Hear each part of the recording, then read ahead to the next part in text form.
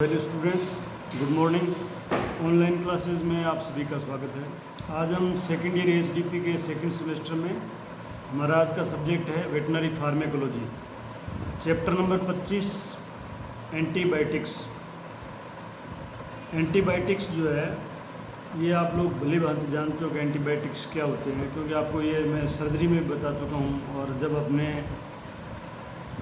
Pharmacology की starting की थी ना, तो उसके जो डेफिनेशंस है उसमें भी हमने बताया था कि एंटीबायोटिक्स क्या। एंटीबायोटिक्स जो है इनको हम कीमोथेरेपी भी कहते हैं, कीमोथेरेपी एजेंट। ये जो सूक्ष्म जीव होते हैं, बैक्टीरिया जो होते हैं, बैक्टीरिया उनसे ये मतलब क्या है प्राप्त होता है, अथवा ये क्या रासायनिक पदार्थ होते हैं जो संक्रामक रोगों से के इलाज में काम आते हैं। यानी ये बैक्टीरिया वगैरह है उनसे प्राप्त होते हैं, या रासायनिक पदार्थ होते हैं जो संक्रामक रोगों के इलाज में काम आते हैं। रोगों के ये जो रोग पैदा करने वाले सूक्ष्म जीवाणु होते हैं, माइक्रो ऑर्गेनिज्म, उनको ये मार देते हैं। लेकिन जिस जानवर को, जो जानवर बीमार है उसको हम देते हैं तो उस जानवर को या इंसान को कोई नुकसान नहीं पहुंचाते हैं। ये सिर्फ उस माइक्रो ऑर्गेनिज्म को मारते हैं। ये औषधियाँ दो प्रकार से काम करती हैं।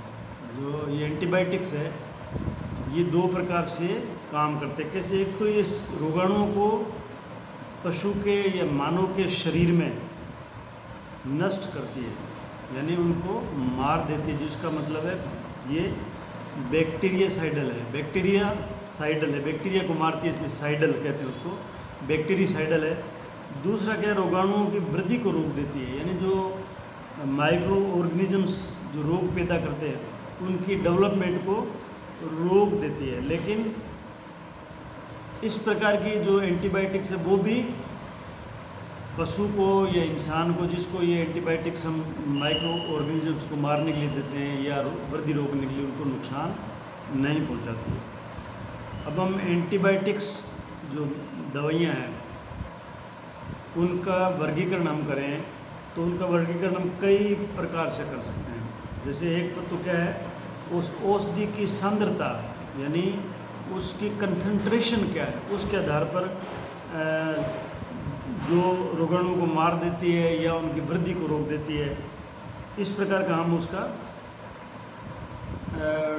वर्गीकरण करते हैं कि वही वो औषधि जो औषधि हम दे रहे हैं वो बैक्टीरिया को मारती है या उसकी वृद्धि को रोकती है। तो एक प्रकार का तो वो हो गया जो बैक्टीरिया को मारती है, एक दूसरा प्रकार हो गया जो बैक्टीरिया की वृद्धि को रोकती है। एक होता है दूसरा जो वर्गीकरण है वो औषधि की क्रियाशीलता पर आधारित है, उसके काम करने के जो क्रियाशीलता जिसे बोलते हैं ना उस पर है, यानी वो बैक्टीरिया पर कैसे काम करता है, बैक्टीरिया की कौन सी चीज़ को नुकसान पहुंचाता है, उसके आधार पर उसका वर्गीकरण। तो उसमें कैसे करते हैं, एक तो वो एंटीबायोटिक्स है जो जीवाणु होता है उसकी कोशिका की शेल वाल को बनने से रोकता है। यानी जो बैक्टीरिया होते हैं उनकी जो बैक्टीरिया की सेल वाल होती है उसको बनने से जो एंटीबायोटिक रोकते हैं, उसके उदाहरण कौन से हैं, उसके उदाहरण है पेनिसिलिन और बेसिट्रेसिन। पेनिसिलिन और बेसिट्रेसिन ये दो उदाहरण हैं जो औषधि या जो एंटीबायोटिक्स बैक्टीरिया की बार वाली दीवार को, यानी सेल वाल को, कोशिका की सेल वाल को बनने से रोकने वाली है ये एंटीबायोटिक। सेकंड वो है जो बैक्टीरियल सेल जो होता है, जो बैक्टीरिया है जो बीमारी पैदा करता है, उस बैक्टीरिया की जो सेल की पारगम्यता है, परमेबिलिटी का मतलब होता है उसके अंदर से कोई पदार्थ या फ्लूइड निकलता है या अंदर वापस जाता है, उसको पारगम्यता बोलते हैं। उसको उसमें से वाल में से किसी चीज़ की बाहर निकलने को परमेबिलिटी बोलते हैं उसको। तो उसको या बढ़ाकर, यानी सेल मेम्ब्रेन के कार्य को अवरुद्ध करता है, उसकी परमेबिलिटी को बढ़ा देता है, यानी उसके पारगम्यता को बढ़ा देता है, जिससे कि सेल की जो एक्टिविटी है यानी उसके कार्य करना है उसको अवरुद्ध कर देता है, और उससे क्या बैक्टीरिया ग्रोथ नहीं कर पाता है। तो वो उसको उदाहरण है पोलीमिक्सिन और माइकोनेगोल माइकेनेगोल और ओलिमिक्सिन, ये एंटीबायोटिक इसके उदाहरण है। तीसरा उदाहरण इसका है, तीसरा इसका वर्ग मतलब टाइप है बैक्टीरिया के माइक्रोट्यूबुल्स और माइक्रोफिलामेंट्स। बैक्टीरिया भी एक प्रकार की सेल होती है। बैक्टीरिया की एक सेल, बैक्टीरिया सिंगल सेल का बना होता है और सेल के आपने सेल के बाहर सेल वाल है, सेल के अंदर जो ऑर्गेनेल्स पाए जाते हैं, इसमें भी क्या है माइक्रोट्यूब्यूल्स और माइक्रोफिलामेंट्स पाए जाते हैं बैक्टीरिया में। तो उन पर ये दवाई जो है असर डालती है, जिससे क्या है उसकी ग्रोथ को रोक देते हैं। और इसके उदाहरण क्या है, इसके उदाहरण है ग्रीशियोफल्विन, एंटीबायोटिक आता है ग्रीशियोफल्विन, वो इसका इस टाइप का उदाहरण है। चौथा टाइप इसमें है बैक्टीरिया में प्रोटीन को सिंथेसिस करने की क्रिया को रोकता है, यानी बैक्टीरिया में जो प्रोटीन सिंथेसिस होता है उसको ये एंटीबायोटिक रोक देती है। ये इसके उदाहरण है टेट्रासाइक्लिन, स्ट्रेप्टोमाइसिन और रिफामाइसिन, ये इसके उदाहरण है जो प्रोटीन सिंथेसिस को रोक देती है। तो आपको सेल पे सेल के किस ऑर्गेनेल पे काम करता है वो एंटीबायोटिक, उसके उदाहरण क्या है ये याद करने हैं। नेक्स्ट जो है इसका टाइप है न्यूक्लिक एसिड संश्लेषण को रोकता है। एंटीबायोटिक वो एंटीबायोटिक जो सेल में, बैक्टीरिया के सेल में, जो रोग करने वाला बैक्टीरिया है उसके सेल में न्यूक्लिक एसिड के संश्लेषण को रोकती है, यानी उसके सिंथेसिस को रोकती है। वो उसका उदाहरण है एक्रिफ्लेविन और प्रोफ्लेविन, ये दो उदाहरण एंटीबायोटिक, एक्रिफ्लेविन और प्रोफ्लेविन। फिर क्या जीवाणु का फोलिक एसिड संश्लेषण रोकने वाली वस्तुएं। कुछ ऐसी एंटीबायोटिक्स हैं जो बैक्टीरिया के अंदर जो फोलिक एसिड संश्लेषण होता है उसको रोक देती है। उसके उदाहरण है ट्राइमिथोप्रिम और सल्फामिलियो औषधियाँ। ट्राइमिथोप्रिम सल्फा, ये सल्फर ड्रग्स है। अच्छा, अब हम उसको कार्य करने की क्रियाओं के आधार पर, मतलब वो किस प्रकार से कार्य करती है बैक्टीरिया पर, उसके आधार पर हम जो है इसको फिर आगे डिवाइड करते हैं। तो इसमें हम दो प्रकार से डिवाइड कर सकते हैं। एक तो नैरो स्पेक्ट्रम एंटीबायोटिक होते हैं, एक होता है ब्रॉड स्पेक्ट्रम एंटीबायोटिक। अब नैरो स्पेक्ट्रम जो है उसको हम वो क्या करते हैं, कुछ ही प्रकार के सूक्ष्म जीवाणुओं पर कार्य कर सकती है। जैसे ग्राम पॉजिटिव पे करेगी या वो 1 ग्राम नेगेटिव पर करेगी।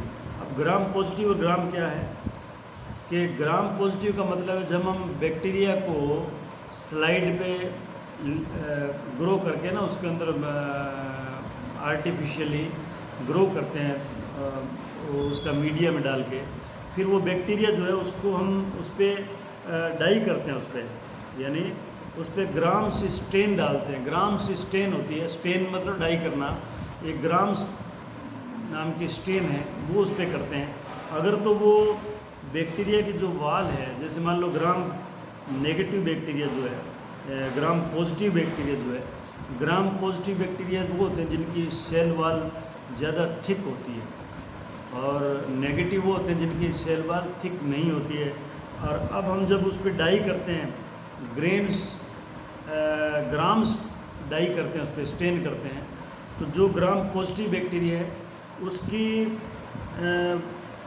वो क्या है कि उस डाई को ग्रहण कर लेता है, यानी डाई उस सेल वाल को पर्पल कलर में चेंज कर देता है। यानी डाई मतलब वो ग्राम पॉजिटिव बैक्टीरिया जो है उसकी सेल वाल जो है वो डाई को ग्रहण कर लेती है और उसका कलर हो जाता है पर्पल कलर, यानी बैंगनी कलर उसका आ जाता है। तो वो ग्राम पॉजिटिव होती है। अगर वो उसकी सेल वाल बैक्टीरिया की थिन पतली है और उस पर अगर हम डाई करते हैं, ग्राम्स डाई करते हैं, ग्राम्स डाई अगर उस पर करते हैं, स्टेन करते हैं, तो वो उस डाई को ग्रहण नहीं करती है और उसका कलर जो है वो पिंक रहता है, उसका कलर पर्पल नहीं होता है, तो वो ग्राम नेगेटिव है।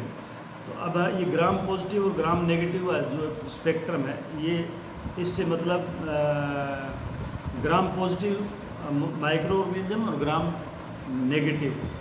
तो ये जो ब्रॉड स्पेक्ट्रम नैरो स्पेक्ट्रम है, ये नैरो स्पेक्ट्रम सिर्फ एक ही प्रकार के बैक्टीरिया पर काम करते हैं, या तो ग्राम पॉजिटिव पर करेंगे या ग्राम नेगेटिव पर करेंगे। तो इसके उदाहरण क्या है, ग्राम पॉजिटिव के अंदर उदाहरण है हमारे पेनिसिलिन, बेसिट्रेसिन और वेनोमाइसिन। ये वो एंटीबायोटिक है जो नैरो स्पेक्ट्रम तो है ही, लेकिन ग्राम पॉजिटिव पे असर करती है सिर्फ। और फिर दूसरा नैरो स्पेक्ट्रम है जो सिर्फ ग्राम नेगेटिव बैक्टीरिया पर असर डालने वाली औषधियाँ। वो क्या है? वो है स्ट्रेप्टोमाइसिन, नियोमाइसिन, सल्फर ड्रग्स।